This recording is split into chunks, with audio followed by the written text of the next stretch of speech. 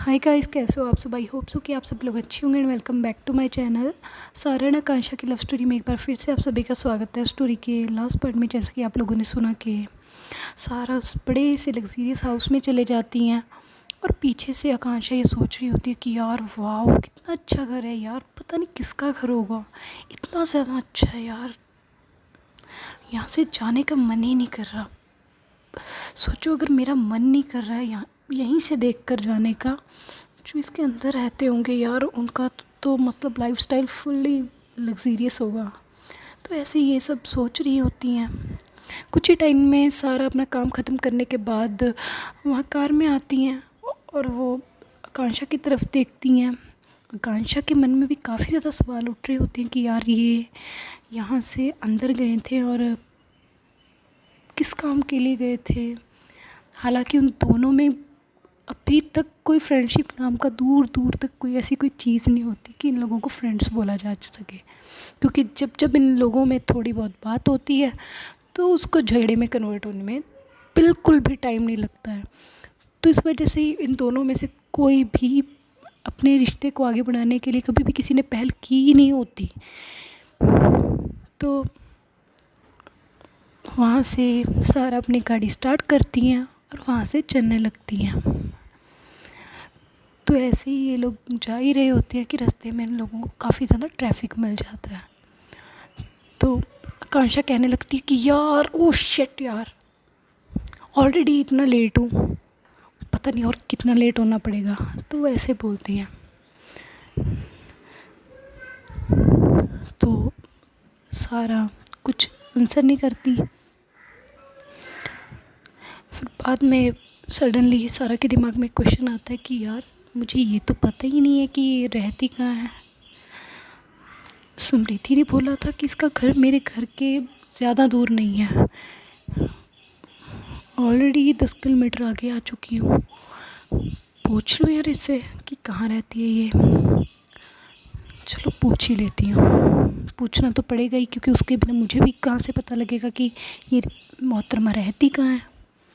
तो यही बात सोच के वो उनसे पूछने का प्रयास करती हैं और कहती कि तो आकांक्षा का कोई रिएक्शन नहीं आता। तो एक बार फिर से करती है कि तो आकांक्षा को काफ़ी ज़्यादा गुस्सा आ रहा होता है, क्योंकि वो काफ़ी ज़्यादा लेट हो चुकी होती हैं। तो वो एकदम से बॉटल उठाती हैं पानी की और उनकी तरफ करती हैं, सारा की तरफ, और कहती कि पानी पी लो, अगर इतनी ज़्यादा खांसी हो रही है तो पानी पी लो। तो कहती कि यार तुम कभी भी शांत नहीं रह सकती क्या। कहती कि शांत नहीं रह सकती, मैंने ऐसा कर भी क्या दिया है, नहीं बताओ आप, मैंने ऐसा कुछ कर दिया है जिससे आपको लग रहा है कि मैं शांत नहीं हूँ, मैं शांत ही हूँ।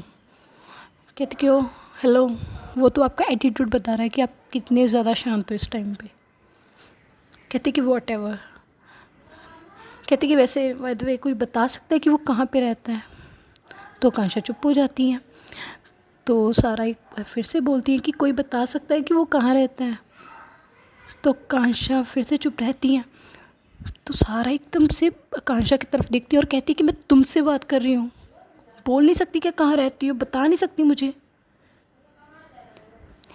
कहती कि तुमने किसी से पूछा है, कोई बता सकता है कि कहाँ रहता है। तो मैं कोई तो नहीं हूँ, मैं आकांक्षा हूँ, अगर नाम लेके पूछती तो ज़रूर बताती। कहती कि यार तुम कितनी इरिटेटिंग हो यार, तुम किसी भी बात का सीधा सीधा आंसर क्यों नहीं दे सकती हो। हाँ, जब मुँह खोलती हो लड़ाई, यार झगड़ा करना तो तुम्हारे ब्लड में है। कहती कि व्हाट, ये सब बातें तुम्हें बोलने से पहले शर्म नहीं आई, किसी लड़की से ऐसी बात करते हो तुम्हें शर्म नहीं। कहती कि ओ हेलो, मैं खुद भी एक लड़की हूँ, खुद भी एक लड़की हूँ। हाँ, तभी तो मेरे बारे में इतना सोचा कि मेरे ब्लड में झगड़ा दौड़ता है। क्या बात है, वाह वाह वाह वाह वाह। आपको तो सम्मानित किया जाना चाहिए, बाकायदे एक पुरस्कार से पुरस्कृत किया जाना चाहिए। कहती कि क्या क्या क्या। कहती कि हाँ मतलब आपको एक अवार्ड मिलना चाहिए। कहती कि वो तो मुझे मिलना ही चाहिए तुम जैसे इंसान को झेलने के लिए। कहती कि ओ हेलो मैडम, जब से बैठी हो मैं आपको झेल रही हूँ, जब से इनफैक्ट मुझे जब से आप मिली हो तब से ही मैं आपको झेल रही हूँ। और आपने मुझे ऐसा कैसा झेल लिया है, बताइए। तो ये बात आकांक्षा सारा को बोलती है।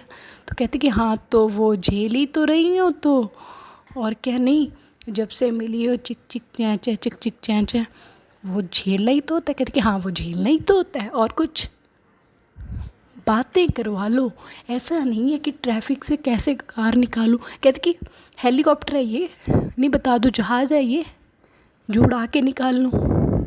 दिख तो रहा है यार, इतना ट्रैफिक लगा हुआ है, इतने लोग फंसे हुए हैं, टाइम तो लगेगा ही ना। कहती कि यार मैं लेट हो जाऊँगी, लेट हो जाऊँगी।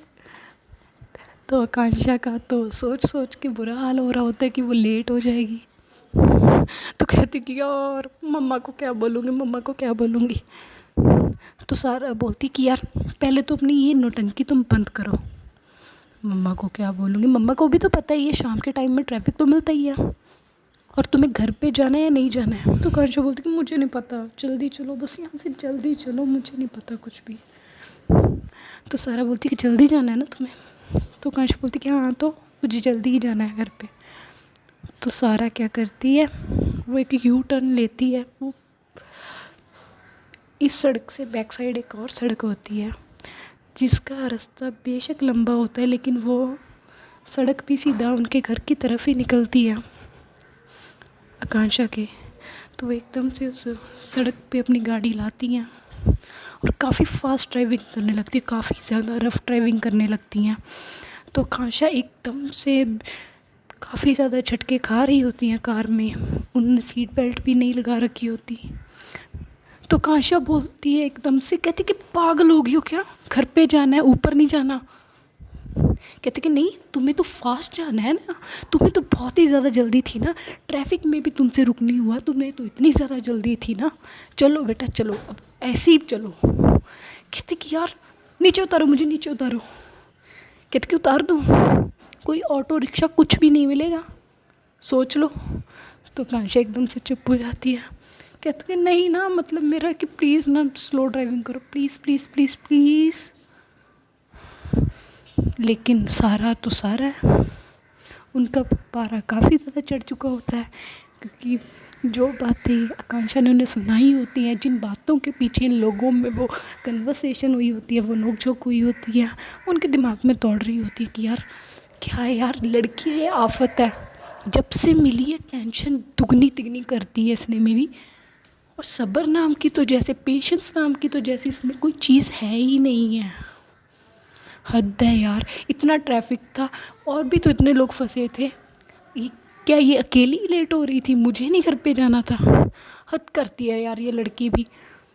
और क्या कह लेती इसकी मोम, तो वह ये सब बातें अपने मन में सोच रही होती हैं। लेकिन आकांक्षा तो मतलब भाई परेशान आ चुकी होती है, क्योंकि सारा का जो पैर है वो रेस से बिल्कुल ऊपर नहीं हो रहा होता है, वो रेस को ज़्यादा करने के लिए ऑलमोस्ट नीचे होता चला जा रहा होता है। और वो इतनी ज़्यादा वर्स्ट ड्राइविंग कर रही होती है उस टाइम पे कि आकांक्षा क्या कोई भी हो उसके साथ वो एकदम से डर जाए। तो लास्ट में जो आकांक्षा होती हैं वो एकदम से सारा का कॉलर ही पकड़ लेती है और कहती कि यार रुको, कब से बोल रही हूँ रुको रुको रुको, मेरी किसी भी बात को सुनना ही नहीं है, मतलब इतना इग्नोर। हाँ इतना गुस्सा, किस बात का इतना गुस्सा, अभी तक तो हम लोगों में कोई ऐसी बात नहीं हुई, कोई ऐसा झगड़ा नहीं हुआ जो तुम्हें इतना गुस्सा आ गया हो। और कहती कि प्लीज़ चुप करके बैठ जाओ तुम, जब से मिली हो चिक चिक चैंचा चिक चिक चैंचा, तुम में म्यूट बटन है या नहीं है। कहती कि ओ हेलो, मैं इंसान हूँ, कोई रोबोट नहीं हूँ, म्यूट बटन। कहती कि काश होती। सारा आकांक्षा को बोलती कि काश तुम होती, एटलीस्ट बंद तो कर सकती थी। कहती कि ओ हेलो, माइंड योर लैंग्वेज, ये तुम्हारा बहुत हो रहा है आज, बहुत ज़्यादा हो रहा है सारा। कहती कि हाँ तो क्या कर लोगी तुम, क्या कर लोगी। तो वो साथ में ड्राइविंग भी कर रही होती है, साथ में झगड़ा भी कर रही होती है, सारा भी कौन सा कम होती है। तो इन लोगों की ये चिक चिक चैं चैं के बीच में एक कार आ जाती है तो एकदम से जो सारा है वो ब्रेक दबा देती हैं और आकांक्षा एकदम से डैशबोर्ड से जाके उनका जो फोरहेड है वो लगने ही वाला होता है कि सारा अपना हाथ आगे कर लेती हैं। तो आकांक्षा को काफ़ी तगड़ा सा झटका लगता है एकदम से ब्रेक लगने की वजह से। तो कहती कि यार सच में बदतमीज़ लड़की हो एक नंबर की। तो सारा बोलती कि ब्रेक लगाई है, तुम्हारा सर फूटा नहीं है, बचा लिया है मैंने। कहते कि हाँ तो बचा लिया है मैंने, अभी अभी ऊपर पहुंचा देना था तूने। यार ये कोई बात नहीं होती, इतनी फर्स्ट ड्राइविंग कौन करता है यार। मैं नहीं आने वाली आगे से तुम्हारे साथ। हद है यार, मुझे प्लीज़ सही सलामत मेरे घर पे छोड़ दो प्लीज़। तो भाई अब जाके कहीं ना कहीं